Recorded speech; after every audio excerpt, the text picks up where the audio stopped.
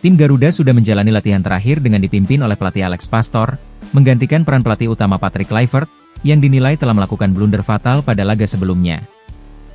Alex Pastor membuat taktik dan strategi yang tidak akan berbeda jauh dari pelatih sebelumnya Shin Tae-yong, yaitu bermain bertahan dan melakukan counter attack atau serangan balik.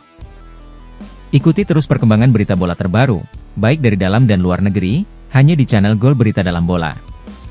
Guys, jangan lupa like, komen dan subscribe, agar kalian Sobat Garuda tidak ketinggalan berita seputar tim Garuda dan sepak bola dunia.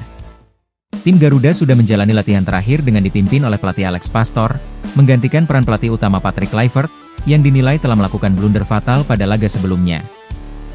Alex Pastor membuat taktik dan strategi yang tidak akan berbeda jauh dari pelatih sebelumnya Shin Tae-yong, yaitu bermain bertahan dan melakukan counter attack atau serangan balik. Pada video sebelumnya Mimin sudah membuatkan pemain mana saja yang bakal dipasang oleh Alex Pastor ketika memainkan game plannya dengan formasi 3-5-2. Pada video kali ini Mimin akan memprediksikan pemain mana saja yang akan dipasang oleh Alex Pastor dengan formasi 4-4-2. Formasi 4-4-2 juga formasi yang sangat bagus untuk diimplementasikan, karena punya keseimbangan atau balance, baik dalam bertahan maupun dalam menyerang. Berikut daftar pemain tim Garuda dengan formasi 4-4-2. Posisi penjaga gawang masih dipercayakan kepada Martin Paes. Sejatinya pada pertandingan kemarin, ketika melawan Australia Martin Paes bermain baik, gol-gol yang tercipta ke gawang Martin Paes dikarenakan lini tengah kita yang kalah berduel atau bertahan ketika Australia melakukan serangan balik.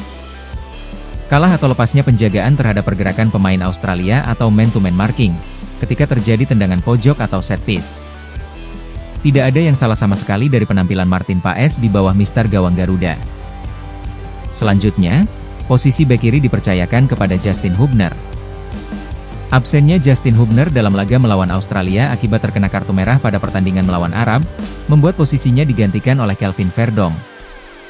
Namun kini Justin sudah siap memberikan yang terbaik di sektor kiri tim Garuda, dan punya chemistry kuat dengan para bek lainnya yaitu Bang Jai dan Rizky Ridho, karena mereka bertiga sudah lama bermain sepanjang kualifikasi Piala Dunia 2026 ini. Sebagai pemain bertahan, Justin Hubner dikenal memiliki ketenangan dan kemampuan membaca permainan yang baik. Kualitas ini memungkinkan dia untuk efektif dalam memotong serangan lawan dan menjaga stabilitas lini belakang. Justin Hubner adalah bek tangguh, kokoh dan sangat sulit ditembus. Selanjutnya center back atau bek tengah pertama dipercayakan kepada Bang Jai atau Jai Itzes. Bang Jai adalah kapten tim Garuda, dan menjadi sentral atau pusat pertahanan Garuda. Bang Jai punya kemampuan leadership yang tinggi dan merupakan bek tangguh, kokoh dan sangat sulit ditembus. Dengan tinggi badan 1,90 meter, Itzes memiliki keunggulan dalam duel udara, baik saat bertahan maupun dalam situasi bola mati. Koordinasi lini belakang akan terjalin dengan baik, karena Justin, Bang Jai dan Rizky Ridho punya chemistry kuat di antara mereka bertiga. Selanjutnya center back atau bek tengah kedua dipercayakan kepada Kevin Dix. Kevin Dix punya kemampuan versatile, di mana bisa bermain di banyak posisi, termasuk bek tengah atau center back. Sebagai bek tengah, Dix memiliki kemampuan bertahan yang kuat, termasuk dalam duel udara dan tackle. Postur tubuhnya yang mencapai 1,87 meter memberikan keunggulan dalam situasi bola mati dan duel fisik. Kevin Dix sepanjang pertandingan melawan Australia ditempatkan sebagai bek kanan. Terlepas dari kegagalan menendang penalti, Kevin Dix bermain sangat baik dalam menjaga sektor kanan pertahanan Garuda ketika melawan Australia. Ketika berhadapan 1 lawan 1 dengan Kevin Dix, tidak ada satupun pemain Australia yang bisa melewati Kevin Dix baik dalam duel udara maupun duel bola bawah.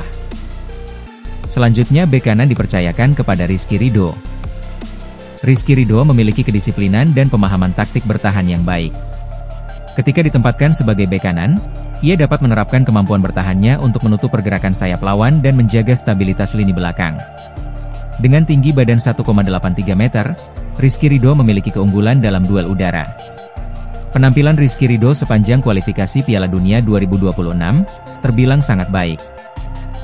Bersama Bang Jai dan Justin Hubner, Rizky Ridho mampu membangun chemistry dan komunikasi yang kuat di antara ketiga bek tengah tersebut. Hal ini membuat pertahanan Garuda menjadi tembok tangguh, kokoh dan sangat sulit ditembus. Selanjutnya wingback kiri dipercayakan kepada Kelvin Verdong. Kelvin Verdong dikenal memiliki kemampuan bertahan yang kuat, termasuk tackle dan intercept yang efektif, yang dapat memutus serangan lawan.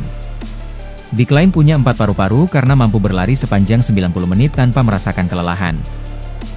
Gaya bermainnya yang agresif namun disiplin membantu menjaga lini pertahanan tetap kokoh. Selain bertahan, Kelvin Verdong juga aktif ikut membantu penyerangan. Diharapkan umpan-umpan crossingnya mampu memudahkan para penyerang dan gelandang serang kita, Ole dan Ragnar untuk menciptakan gol ke gawang Bahrain. Selanjutnya, posisi gelandang tengah pertama dipercayakan kepada Joey Pelupesi. Absennya Joey Pelupesi dalam pertandingan pertama, membuat lini tengah kita hancur berantakan. Tidak adanya gelandang bertahan yang menghentikan aliran bola dari lini tengah Australia, membuat pertahanan Garuda dengan mudah ditembus oleh para pemain Australia. Dengan kehadiran Joey Pelupesi di lini tengah, akan mampu meredam atau menghalau setiap peluang berbahaya yang diciptakan oleh pemain Bahrain. Joey Pelupesi dikenal sebagai gelandang bertahan dengan kemampuan tackle yang luar biasa, mampu memutus serangan lawan secara efisien. Selain kemampuan bertahan, Joey Pelupesi memiliki akurasi umpan yang baik, terutama dalam membangun serangan dari belakang. Ia mampu memberikan umpan-umpan yang memudahkan transisi dari lini pertahanan ke lini serang. Selanjutnya, posisi gelandang tengah kedua dipercayakan kepada Tom Haye. Tom Haye menjadi pusat permainan di lini tengah tim Garuda. Tom Haye dikenal memiliki kemampuan mengumpan yang sangat baik, termasuk umpan pendek dan panjang yang akurat.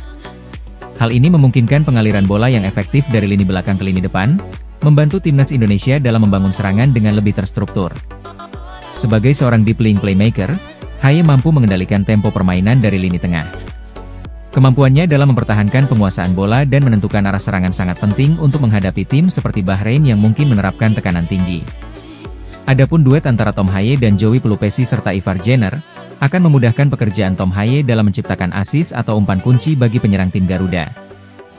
Selanjutnya, posisi gelandang tengah ketiga, dipercayakan kepada Ivar Jenner. Masuknya Ivar Jenner akan semakin membuat lini tengah tim Garuda tangguh, kokoh dan sangat sulit ditembus. Ivar Jenner dikenal sebagai gelandang tengah yang memiliki kemampuan mengatur permainan dan distribusi bola yang baik.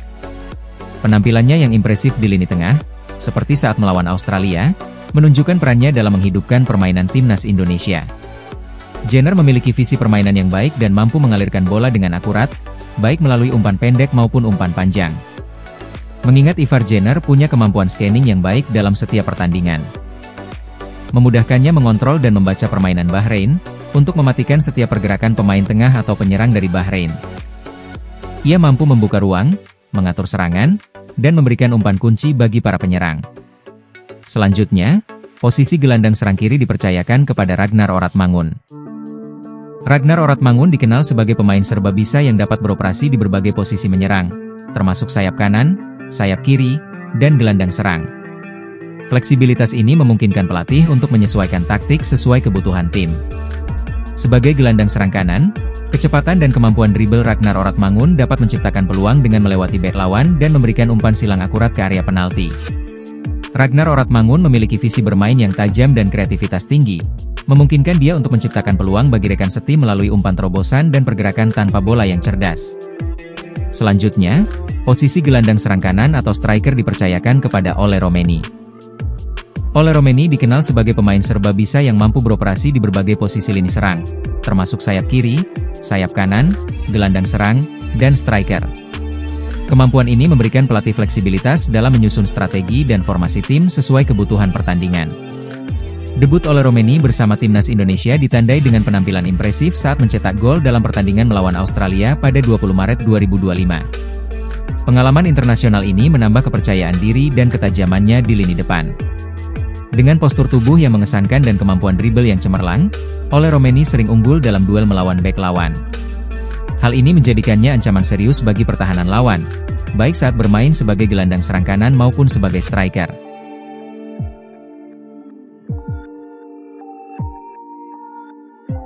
Demikian The Dream Team and The Winning Team dari Mimin. Pertandingan hari ini merupakan laga hidup mati bagi kelangsungan perjalanan tim Garuda dalam upayanya untuk menggapai mimpi lolos ke Piala Dunia 2026. Tim Garuda wajib untuk memenangkan laga melawan Bahrain guna menjaga asa ke Piala Dunia 2026 tetap terbuka lebar. Namun sebaliknya, jika tim Garuda kembali mengalami kekalahan dalam laga ini, maka mimpi untuk lolos ke Piala Dunia 2026 akan tertutup selamanya. Mari kita doakan bersama-sama guys, agar tim Garuda memetik hasil sempurna alias kemenangan saat menjamu Bahrain di Stadion Utama Gelora Bung Karno, Jakarta. Amin. Guys, jangan lupa like, komen, dan subscribe. Terima kasih.